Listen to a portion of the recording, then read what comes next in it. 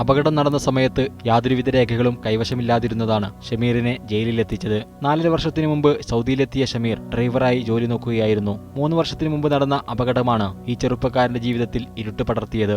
ദമാമിൽ നിന്ന് അൽഖുഫാറിലേക്ക് പോകുന്ന വഴി ഷമീർ ഓടിച്ചിരുന്ന കാർ മറ്റൊരു വണ്ടിയുമായി കൂട്ടിയിടിക്കുകയായിരുന്നു.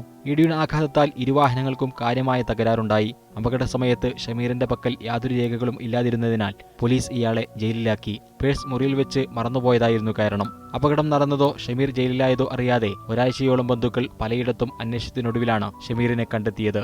പിന്നീട് രേഖകൾ ഹാജരാക്കിയെങ്കിലും അപ്പോഴേക്കും കേസ് രജിസ്റ്റർ ചെയ്തിരുന്നു. ഷമീർ ഓടിച്ചിരുന്ന റെന്റേ കാർ ഉടമകളാണ് 40,000 റിയാൽ നഷ്ടപരിഹാരമായി ആവശ്യപ്പെട്ടിരിക്കുന്നത്. ഇതോടെ സ്പോൺസറും കൈയൊഴിഞ്ഞു. നഷ്ടപരിഹാര തുക നൽകാതെ ജയിൽ മോചനം സാധ്യമല്ലാത്തതിനാൽ ഷമീറിന്റെ ജയിൽവാസം അനന്തമായി നീളുകയാണ്.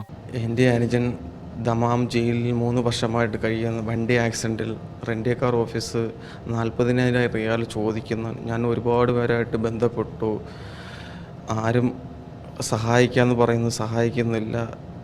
എല്ലാവരും എന്നെ സഹായിക്കുമെന്ന് പ്രതീക്ഷിക്കുന്നു. ഞങ്ങൾ പാവപ്പെട്ട കുടുംബത്തിലുള്ളതാണ്. വളരെ സാമ്പത്തിക ശേഷിയില്ലാത്ത വളരെ പാവപ്പെട്ട സാധാരണ കുടുംബത്തിലുള്ളതാണ്. എല്ലാവരും സഹായിക്കണമെന്ന് ഞാൻ പ്രതീക്ഷിക്കുന്നു.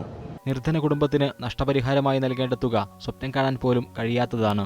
നിരവധി നിസ്സഹായർക്ക് സാന്ത്വനമായ പ്രവാസി സമൂഹം തങ്ങളെയും സഹായിക്കാൻ മനസ്സ് കാണിക്കും എന്ന പ്രതീക്ഷയിലാണ് ഷമീറും കുടുംബവും. Sajid Arattupuzha, media 1, Dammam.